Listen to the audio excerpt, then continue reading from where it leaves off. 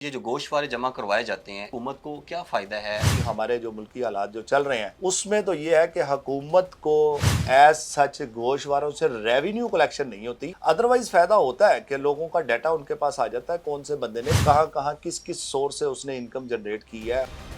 یہ بتا دیجیے گا کہ نان فائلر کی کتنی ڈیڈکشن ہے پراپرٹی کے لین دین میں، فائلر کی کتنی ہے اور لیٹ فائلر کی کتنی ہے؟ 3% جو فائلر ہے، لیٹ فائلر والے کے لیے 6% ہے، نان فائلر اس کے لیے 12% ہے۔ لوگوں کا مائنڈ سیٹ کیا ہے کہ وہ کیوں یہ چاہتے ہیں کہ ہم ایک سرکل میں نہیں آنا چاہتے، یا حکومت پہ ٹرسٹ نہیں ہے؟ ریونیو جو بھی کلیکشن ہوتی ہے اس کا کوئی حساب کتاب ہوتا ہی نہیں ہے، لوگوں کو پتہ ہی نہیں ہوتا کہ ان کے پیسے جو سے ہیں وہ کہاں پہ خرچ ہوئے۔ لوگ ٹیکس اس لیے نہیں دیتے، لوگوں کے اوپر کوئی چیک اینڈ بیلنس نہیں ہے، لوگوں کو یقین ہے کہ یہ گورنمنٹ جو ہے اس کی پراپر یوٹیلائزیشن نہیں کرتی۔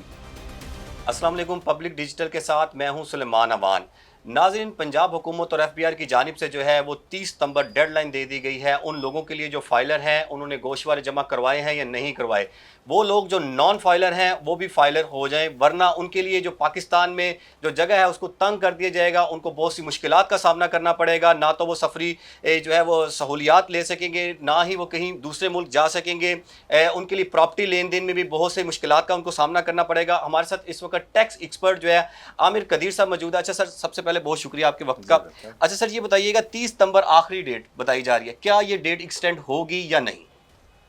بسم اللہ الرحمن الرحیم۔ دیکھیں جی، جہاں تک ایکسٹینڈ ہونے کا تعلق ہے وہ تو پریروگیٹو ہے گورنمنٹ کا ہی کہ وہ اس کو ایکسٹینڈ کرتی ہے یا نہیں کرتی ہے۔ دیکھنا یہ ہے کہ at the end of 30 September ان کو ریونیو کلیکشن کتنی ہوتی ہے، اور ریونیو کلیکشن کے بعد بھی اگر لوگوں کی ریٹرنز رہ جاتی ہیں تو پھر وہ اس کو ایکسٹینڈ کر سکتے ہیں۔ لیکن اس میں ایک بنیادی بات یہ ہے کہ ریونیو اب ان کا ٹارگٹ ایکچولی رہ نہیں گیا ہوا۔ ایکچولی ان کا جو ٹارگٹ ہے وہ لوگوں کو زیادہ سے زیادہ فائلر بنانے کے اوپر ان کا فوکس ہے، اور یہ میں سمجھتا ہوں کہ ہم نے بہت سارے پروگرامز جو ان سے ہیں اس کے اوپر پہلے بھی کیے ہوئے ہیں کہ لوگوں کو آپ فائلر بنائیں، لوگوں کو ڈاکومنٹیشن میں لے کے آئیں۔ جب تک آپ کی اکانومی ڈاکومنٹڈ نہیں ہوگی تب تک ہماری اکانومی کے ایکچوئل سرکمسٹانسز سامنے نہیں آئیں گے۔ یہ بتائیں کہ کیا ابھی تک حکومت کو یہ جو گوشوارے جمع کروائے جاتے ہیں اس کو حکومت کو کیا فائدہ ہے؟ کیا یہ گوشوارے جو ہیں وہ منظر عام آئے جاتے ہیں، یا ٹیکس کے حوالے میں گوشواروں کا کیا تعلق ہے؟ دیکھیں، جو گوشوارے جمع کراتے ہیں نا گورنمنٹ، ایک جو آپ سوال کرنا چاہ رہے ہیں گوشواروں سے کیا حکومت کو فائدہ ہوتا ہے یا نہیں ہوتا، حکومت کیوں اتنا انسسٹ کرتی ہے کہ جی اس کو گوشوارے جمع کرانے کے؟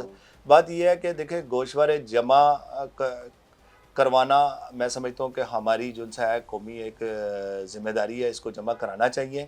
باقی رہی بات حکومت کو فائدہ ہوتا ہے یا نہیں ہوتا، اس کے اندر بنیادی بات یہ ہے جو ابھی ہمارے جو ملکی حالات جو چل رہے ہیں اس میں تو یہ ہے کہ حکومت کو ایز سچ گوشواروں سے ریونیو کلیکشن نہیں ہوتی، ادروائز فائدہ ہوتا ہے کہ لوگوں کا ڈیٹا ان کے پاس آ جاتا ہے، کون سے بندے نے کتنی کہاں کہاں کس کس سورس سے اس نے انکم جنریٹ کی ہے، اور کون فائلر ہے کون نان فائلر ہے، تو یہ ساری چیزیں اس کے پاس ڈیٹا کلیکشن میں آ جاتی ہیں۔ لیکن گورنمنٹ کو ریونیو کے والے سے اگر آپ پوچھیں تو وہ پرٹیکولرلی اس کو کوئی ایز سچ فائدہ نہیں ہوتا۔ اچھا سر، یہ بتائیے گا فائلر، نان فائلر اور لیٹ فائلر اگر یہ پراپرٹی لیتے ہیں، لین دین کرتے ہیں، اس میں کیا کس کو کتنا بینیفٹ ہے اس میں؟ پہلے یہ کرتے تھے 30 جون سے پہلے کہ اگر کوئی فائلر نہیں ہوتا تھا تو وہ ریٹرن فائل کرتا تھا، اور اے ٹی ایل سرچارج کے 1000 روپیہ انڈیویجول کی صورت میں اور 10,000 روپیہ اے او پی، اور اس طرح سے کمپنی کے 25,000 تھے چیک، تو اس میں جو ہے نا وہ پیسے جمع کروا کے تو اپنے آپ کو فائلر ڈکلیئر کر لیتے تھے۔ اسی طرح سے وہ راستہ جو سا تھا وہ چور راستہ اختیار کر کے تو اپنے آپ کو فائلر کر کے اپنی وہ پراپرٹی وغیرہ سے ٹیکس کو بچا لیتے تھے۔ ابھی گورنمنٹ نے سوچا کہ لوگ بیسیکلی جو کانسیپٹ ہے اس فائلر، نان فائلر اور لیٹ فائلر کے پیچھے، وہ یہ ہے کہ گورنمنٹ یہ چاہتی ہے کہ لوگ نیٹ ورک میں آئیں، لیکن لوگوں کا، ہماری قوم کا مزاج یہ بن گیا ہے کہ وہ کہتے ہیں کہ ہم ایکسٹرا پیسے دے دیں گے لیکن سسٹم میں نہیں آئیں گے۔ یہ وجہ کیا ہے؟ یہ آپ ظاہری بات ہے ٹیکس ریٹرنز کو دیکھتے ہیں، لوگوں کا مائنڈ سیٹ کیا ہے کہ وہ کیوں یہ چاہتے ہیں کہ ہم ایک سرکل میں نہیں آنا چاہتے، اور یہ کیا معاملہ ہے؟ کیا لوگوں کے پاس بلیک منی زیادہ ہے، اس کو سیو کرنا چاہتے ہیں، یا حکومت پہ ٹرسٹ نہیں ہے؟ یہ ذرا کلیئر کریں۔ نہیں، دیکھیں، ابھی جو آپ بات کرنا چاہ رہے ہیں نا کہ لوگوں کے شاید ٹیکس نہ دینے کی وجہ حکومت پہ ڈسٹرسٹمنٹ ہے، آپ یہ کہنا چاہ رہے ہیں، شاید یہ اس حد تک ہے بھی، ایسا بھی ہے چونکہ گورنمنٹ کے جو ریونیو جو بھی کلیکشن ہوتی ہے اس کا کوئی حساب کتاب ہوتا ہی نہیں ہے, لوگوں کو پتہ ہی نہیں ہوتا کہ ان کے پیسے جو ان سے ہیں وہ کہاں پہ خرچ ہوئے.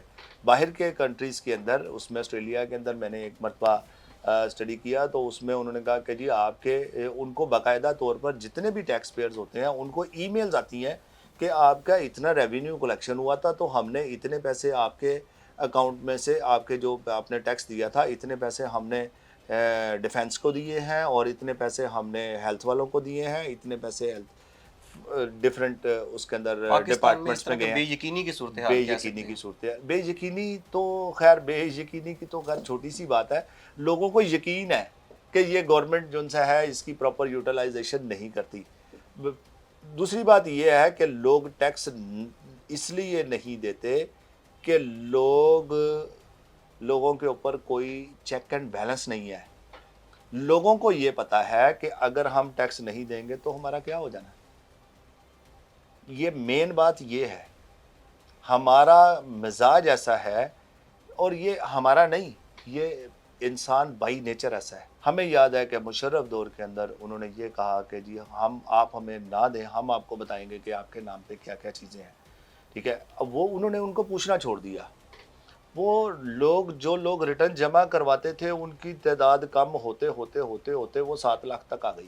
مطلب 15-16 لاکھ سے وہ 7 لاکھ 6.5-7 لاکھ میں, جس میں سے 5 لاکھ سارا سیلریڈ پرسن تھا جس کا آٹو ڈیڈکشن پہ تھا. بالکل ٹھیک ہے. اب لوگوں کا مزاج تو یہ ہوگا کہ انہوں نے تو کہا کہ جی ہم پوچھیں گے نہیں, دیکھ لیں گے. لیکن جیسے ہی ڈیٹا کلیکشن شروع ہوئی, لوگوں کے ایسٹس ان کے سسٹم میں آنا شروع ہو گئے.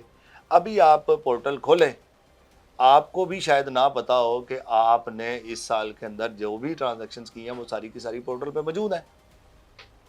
اب اسی طرح سے جب باہر کے کنٹریز کے اندر بھی یا ہمارے ملک میں بھی پہلے چوری ہوتی تھی, موبائل سنیچنگ ہوتی تھی تو اس کے اوپر مطلب تعداد زیادہ تھی اس کی, لیکن جیسے ہی اس کے اندر وہ لگا آئی ایم ای نمبر لگا, اس کی تعداد کم ہو گئی. اسی طرح سے گاڑیوں میں ٹریکر لگے, اس کی چوری کی تعداد کم ہو گئی. گورنمنٹ اسی طرح سے سسٹم لا رہی ہے. لوگ جو بھی کر لیں, لوگ چاہے سوچ لیں کہ جی ہم نہیں دینا چاہتے, اگر انہوں نے لینا ہے تو وہ پھر لے ہی لینا. اس کی وجہ یہ ہے کہ سسٹم بن رہا ہے.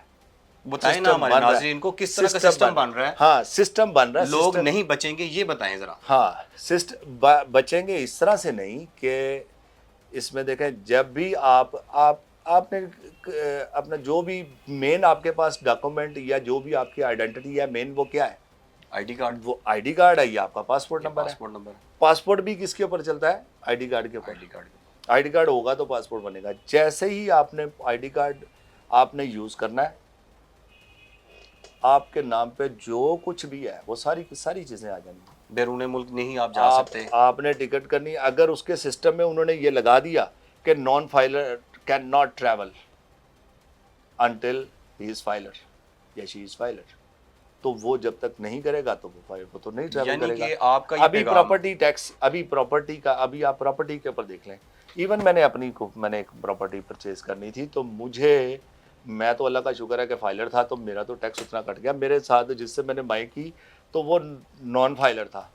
نان فائلر کے بعد اس نے کہا کہ چلیں ٹھیک ہے جی میں کر لیتا ہوں جی. پھر اس نے بڑی ہی کوشش کی کہ میں نان فائلر سے نکل کے, تو نان فائلر سے وہ فائلر میں تو آ گیا لیکن وہ آیا لیٹ فائلر میں. یہ بتا دیجیے گا کہ نان فائلر کی کتنی ڈیڈکشن ہے پراپرٹی کے لین دین میں, فائلر کی کتنی ہے اور لیٹ فائلر کی کتنی ہے؟ ہاں جی. اچھا دیکھیں, ابھی جو سسٹم چل رہا ہے اس کے مطابق پراپرٹی کے والے سے اگر آپ پرٹیکولرلی بات کریں تو اس میں 3% جو فائلر ہے اس کو 3% ود ہولڈنگ ٹیکس دینا پڑتا ہے. اسی طرح سے اگر وہ لیٹ فائلر ہے مثلاً, اچھا لیٹ فائلر کیا ہے اور نان فائلر کیا ہے؟ فائلر تو وہ ہے جو ریگولر ریٹرنز فائل کر رہا ہے. لیٹ فائلر وہ ہے جس نے آج ریٹرن فائل کی ہے, پچھلے سال نہیں, جس نے آج ریٹرن فائل کی ہے تو وہ فائلر تو ہو گیا لیکن وہ کہلائے گا لیٹ فائلر. اسی طرح سے نان فائلر تو وہ ہے جس نے ریٹرن فائل ہی نہیں کی, چاہے آج بھی نہیں کی, تو یہ لیٹ فائلر ہے. لیٹ فائلر والے کے لیے 6% ہے, اور جو دوسرا ہے نان فائلر اس کے لیے 12% ہے. یہ جو فائلر ہے اس کا کرائٹیریا کیا ہے اور نان فائلر کا کرائٹیریا کیا ہے؟ وہ لوگ جو ایک مخصوص یا بزنس کرتے ہیں، جیسے ایک پرچون کی دکان والا کر لیں، ان کی ٹرانزیکشنز نہیں ہوتی، لیکن جیسے ان کو جانا پڑ جائے، باہر بیرون ملک سفر کرنا پڑ جائے یا پراپرٹی خریدنی پڑ جائے، تو یہ کیسے اس میں فائلر کی طرف کر سکتے ہیں؟ یا نان فائلر اور فائلر میں کس کرائٹیریا کے اندر جو ہے نا ہم فائلر کہہ سکتے ہیں اور یہ نان فائلر ہے؟ اور کیا لگتا ہے کوئی ایسے کہ پاکستان میں نان فائلر رہے گا کوئی؟ اچھا دیکھیں، جب یہ میں آپ کو نا، اچھا سوال ہے آپ کا. بات یہ ہے کہ جب اس نے گورنمنٹ نے یہ کہا تھا نا کہ آپ کے CNIC ہی NTN ہوں گے، تو ہم نے ایک ایجیٹیشن ہم نے اس بات پہ کی. ہم نے کہا کہ نان فائلر یا NTN ہولڈر جو ان سے ہیں، ابھی نان فائلر کی تو بعد میں بات کریں گے، اینڈ جو CNIC ہولڈرز ہیں، اگر ہم سارے کے سارے اس میں کر دیں گے، اپنا NTN ہولڈر میں لے جائیں گے، تو ہمیں پتہ کیسے چلے گا کہ فائلر کتنے ہیں اور نان فائلر کتنے ہیں؟ کیونکہ 24 کروڑ میں سے آلموسٹ تقریباً 17-18 کروڑ تو ہمارے پاس CNIC ہولڈر ہے. بالکل. اب CNIC ہولڈر 17-18 کروڑ اگر CNIC holder does not mean کہ آپ کا جو ہے نا سارا کا سارا فائلر ہے. اچھا، اس میں بڑی انٹرسٹنگ بات یہ ہے کہ ہماری 24 کروڑ کی آبادی میں اب جا کے 4 ملین کے قریب فائلر ہوا ہے. ہمارے پاکستان کے اندر جو ایک المیہ ہے وہ یہ ہے کہ ہمارے یہاں پہ ہر 5 سال کے بعد، 7 سال کے بعد، کوئی نہ کوئی 10 سال کے بعد ایمنسٹی آ جاتی تھی. بالکل. جن کے پاس بلیک منی ہوتی تھی وہ وائٹ کرنے کے لیے وہ 5% ابھی عمران خان صاحب کے دور میں آئی، اس میں انہوں نے جناب لوگوں کو جناب ایمنسٹی دے دی. لوگوں نے 5%، اتنی کم ریشو کے اوپر جو لوگ 30%، لائک ایک مثال ہے، اگر میں 40 لاکھ سے اوپر جاتا ہوں تو میرے پر ٹیکس ریٹ جو اپلیکیبل ہوتے ہیں وہ 35% ہوتے ہیں، 30% سے پلس ہوتے ہیں. ابھی اس سال کی بات کر رہا ہوں. تو اب ایمنسٹی آتی ہے جس کے اندر پتہ چلتا ہے کہ جی آپ نے 5% دینا تو آپ کا 1 کروڑ روپیہ وائٹ ہو جانا ہے. ادھر میں 35 لاکھ روپے دے رہا ہوں 1 کروڑ کے پیچھے، یہاں پہ میں 5 لاکھ روپے دے رہا ہوں. تو جو بیچارہ ساری زندگی سجدے میں رہا وہ جناب اپنا اس کی طرف حیرانگی سے دیکھتا ہے کہ یار یہ بندہ کہاں سے آ گیا. سر FBR نے آپ کو کسی ایک پلیٹ فارم پہ بٹھایا ہو، ٹیکس ایکسپرٹ ہیں آپ، کوئی آپ سے سجیشن یا کوئی مشاورات کیے ہوں کہ بھی کیا کیا جائے، یا آپ کیا کہنا چاہتے ہیں FBR کو، کیا پیغام دینا چاہتے ہیں، یا کس طرح سے SOPs بنائے جائیں؟ میرا کہنا یہ ہے کہ ہمیں آج بھی جیسا کہ باہر کی کنٹریز میں ہوتا ہے، کم سے کم 5 سال کا منصوبہ بنانا چاہیے. کم سے کم 5 سال کا. اول تو یہ 10 سے 15 سال کا بننا چاہیے، ادروائز منیمم 5 ایئرس کا بننا چاہیے. اچھا 5 ایئرس کا نہیں بھی بناتے تو آپ کم سے کم ایک اکانومک اتھارٹی بنا دیں، جیسے امریکہ میں ہے تھنک ٹینک جس کو ہم بولتے ہیں. اس میں گورنمنٹ کی انوالومنٹ ختم کر دیں. اس میں جو تھنک ٹینک ہوگا اس میں آپ نے کن لوگوں کو لے کر آنا ہے؟ جو لوگ اکانومی ایکسپرٹ ہیں. یہ نہیں ہے کہ اس کا فیڈرل جو اپنا جو فائنانس منسٹر ہے اس کی ایجوکیشن ہی کچھ اور ہو اور وہ اس سے ریلیونٹ ہی نہ ہو، یا اس کو اکانومی کا ایکسپیرینس ہی نہ ہو.